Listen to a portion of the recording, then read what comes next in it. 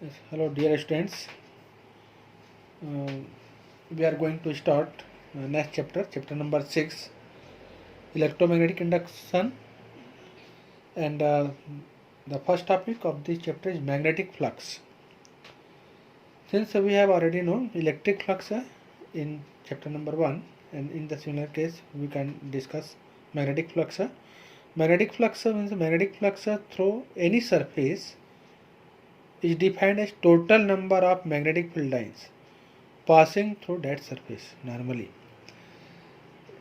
Let we have taken a plane surface and A is the area of a small element, and unit vector n is drawn normally from the surface, and B is the uniform magnetic field.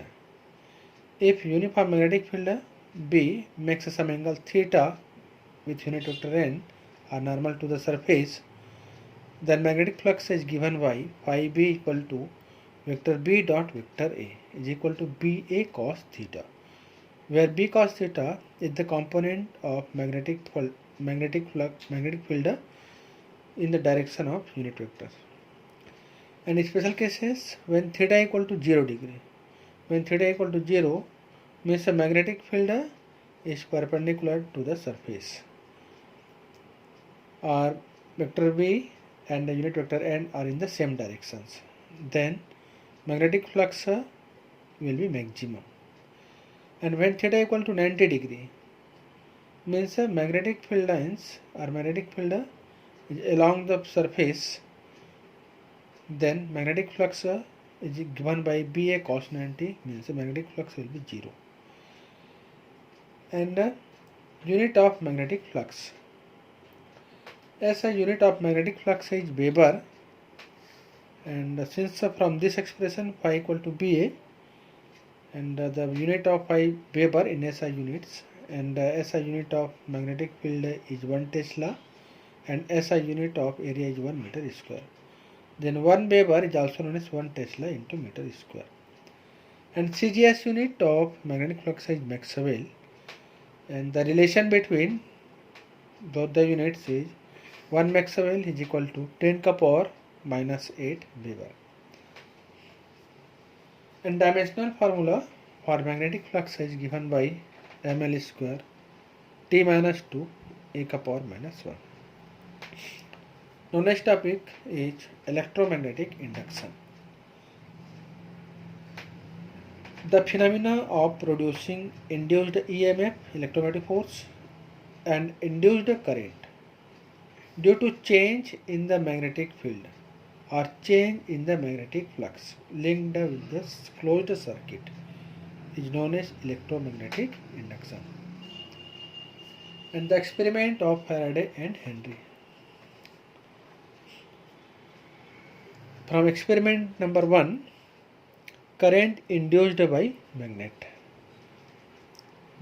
The Faraday and Henry observed that when the magnet is moves toward the coil, see the coil having few turns of conducting material insulated from one another, and these are connected to galvanometer, sensitive galvanometer. It is a magnet.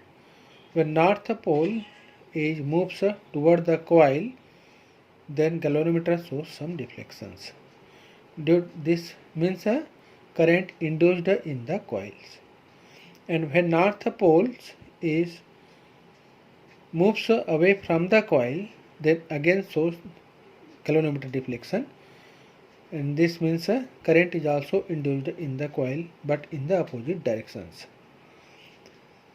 And if magnet is an stationary and the coil is moving toward the magnet or away from the magnet, then same effect is observed.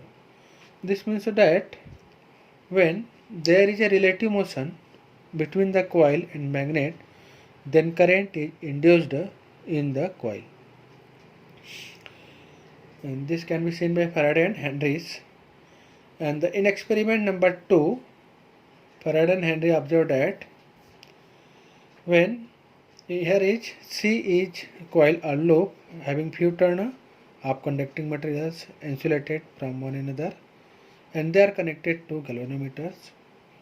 And C dash is the another such coils having few turn, and these are connected to battery. And when steady current flow through the coil C dash, and the coil C dash is moves toward the coil C, then galvanometer shows some deflection due to induced current in the C. And when it moves away from the coil C, then again shows deflection in the galvanometer, which means that induced current flow in the coil C but in the opposite direction. And in experiment number 3, current induced by changing current. Here is see the loop or coils of a few turn of conducting material insulated from one another, and these are connected to galvanometer. And C dash is the another such coils. These are connected to battery through tapping key K. When K is pressed or changing the current in the coil C dash, then galvanometer shows some deflection due to current induced in the coil C. When K is pressed continuously, then galvanometer shows no deflections. But when K is released or changing the current in coil C dash, then galvanometer shows again deflection. This means current is induced in the coil C but in the opposite direction. Then we can say that the current induced by changing current. Okay.